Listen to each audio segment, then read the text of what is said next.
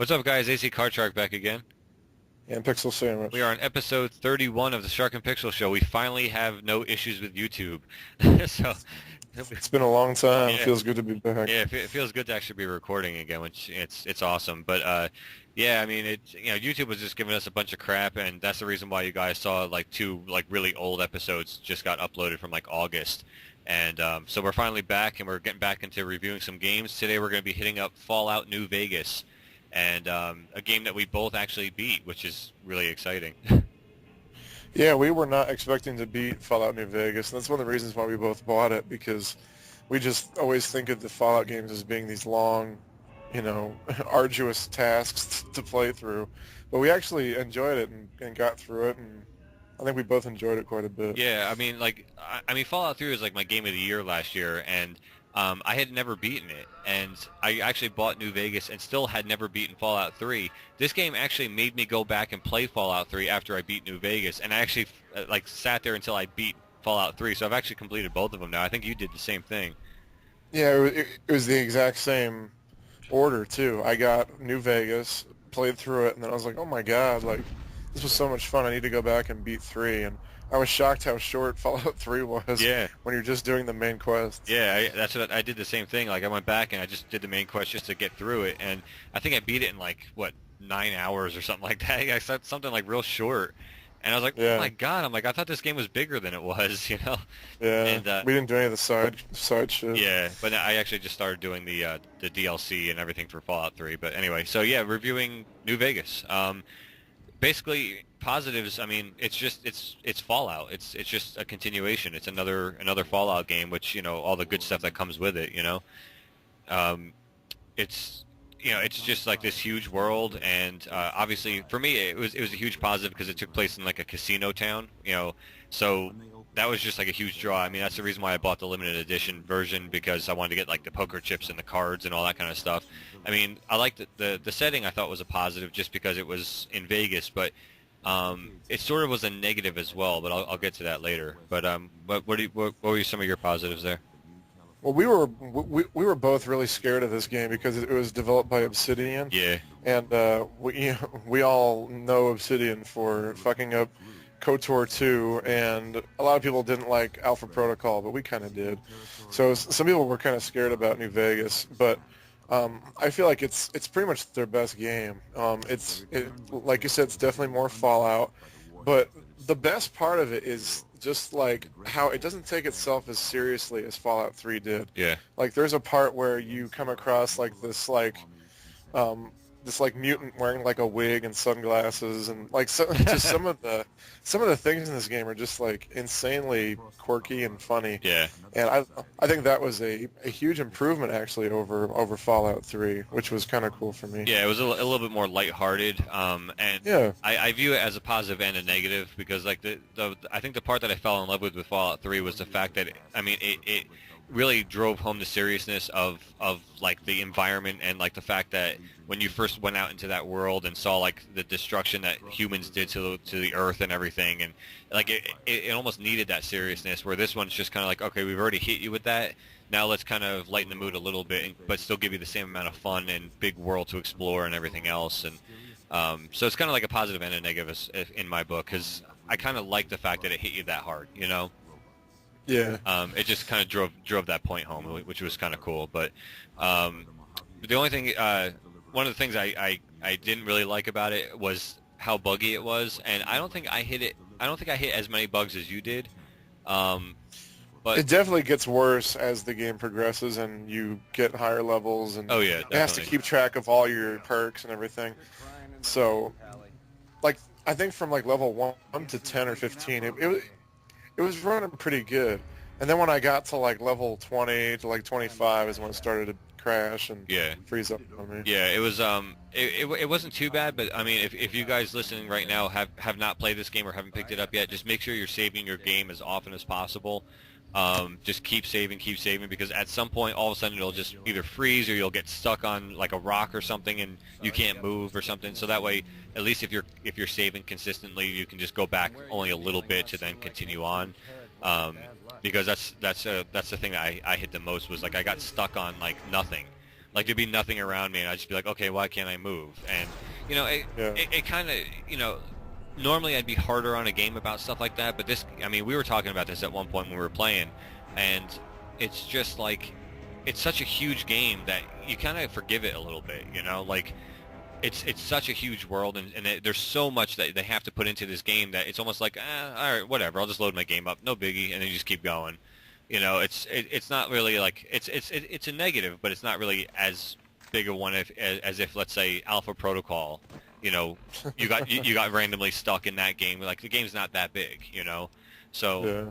it's not too bad. But the one thing, I mean, I know you well know this, and I'm sure everyone else does. The soundtrack from Fallout 3 was like one of my favorite things ever. And the soundtrack in It was pretty amazing. yeah, it was just such good music, and just it was such a good time. And the soundtrack for this game is like the complete polar opposite.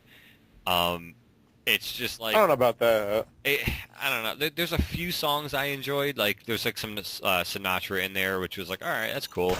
But then it was just like just a couple of annoying songs, and like there was a lot less songs too. So like Yeah, that's true. it tended to repeat itself a lot more. And I was just like, I found myself turning the radio off in that game, where in Fallout I couldn't wait to get back in the range of signal so I could hear the music again. You know, in Fallout 3, I mean. So Yeah. you know, the soundtrack I think was a negative. I mean, especially that one song with like the real high pitched part in it. I forget who sings it, but I mean, if hopefully you guys know what we're talking about, because it's terrible. I think One of the things that I was looking forward to is that they said that they were going to work on the first-person shooting, which, as we all know, in Fallout 3 was pretty worthless, and VATS was kind of the only way to do anything. yeah. And so they had like a new Iron Sights mode where you can actually look down the sight of a gun and, you know, land your hit. It actually feels almost unchanged from Fallout 3. Yeah, it really does. And they were touting it as to be this like new feature that was going to make it feel more like a shooter and less like an RPG. But VATS is as useful as ever, and that's going to be the main way to get through the game. When an enemy's really far from you, you can kind of strafe or like back up while like shooting. That's pretty much good. And then when it gets closer to you, pop into VATS. That's usually the best way to play the game. Yeah, yeah. And I was kind of hoping that it was going to be a little bit easier to play as a first-person shooter, but it didn't really work out that way. No, it felt exactly like Fallout 3 in that respect. I mean, I don't remember honestly, I don't think I ever really used the sight at all. I just used like normal shooting from like a distance, and then the VATS, and that was it. I mean, Yeah, just like shoot from the hip and then yep. VATS. Yeah. Exactly, and I don't even think I used it once in the whole game. But yeah, I mean, But VATS is still as entertaining as ever, you know, with the exploding heads, and I love it. So yeah, much. the blood and everything else, and the bloat flies make a return, which is an epic win. Floatfly, yeah. It's all about the bloat flies. But yeah, the graphics were sort of like a negative for me. I think that you said the same thing. It just looks really dated. Yeah, like you would think that, you know, the year and a half or whatever it's been since Fallout 3, like they would have done something to improve it, or just you know, shine it up a little bit. It looks like Fallout 3. I mean, it just looks like the same game. It's just obviously a different setting and different surroundings and different people and everything else. But and What? go ahead, man. One of the biggest things I liked about about Fallout 3 was the beginning, and how you went about choosing your character, and you were born, and it asked like, oh, what kind of person are you going to be? And Yeah. you actually grew up, and like you saw some time of living in the vault, and I thought that was just so powerful, and I was hoping for an equally moving opening to this game, and I was sorely disappointed. Yeah. Pretty much, this is not a spoiler, but No. you're shot in the head in the first 5 minutes of the game because you're like a courier and you have an important package, and you start off being patched up by this old guy in his cabin, and that's it. That's the entire opening. It just felt really lazy and really, I don't know, like a kind of bad way to start the game. Yeah. You said package. But anyway, but yeah, no, I agree with that. I actually forgot about that point. Is that like you can customize your guy like after like when the dude fixes you up or whatever, and like you're like, oh, how are you gonna look, you know? And then, but it's like that's the only customization that they had. And I remember it was actually kind of funny is that when I started playing this game, I'm like, why couldn't I just like continue with the character I had from Fallout 3? And then I realized like after I went back and beat Fallout 3, like you pretty much like half the time you die and half you don't, depending on how you finish the game. So like I was like, oh shit, I was like that's why I couldn't be the same character. But Explains that. Yeah. yeah, but yeah, the game was real lazy, and it just kind of like you said, it just throws you in. Like it doesn't give you any kind of build up or intro or anything else. It's just like, okay, you're shot. Okay, here, you're playing now. And it was just like Yeah. with the other game, like kind of walked you into it and like built the storyline around it, and it felt more like more enriched. You know, like That was the best part of Fallout 3.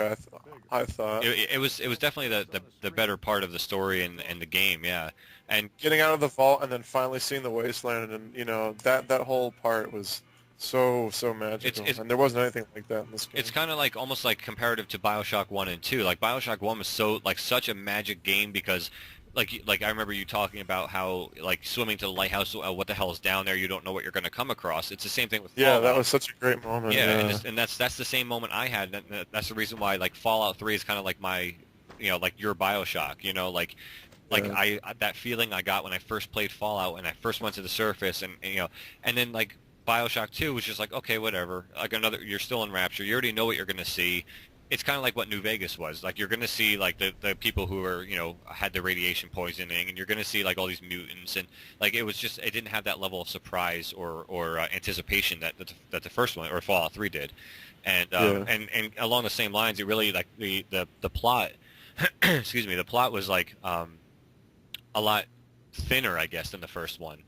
Like there was no drama or like that major plot twist that the first one had.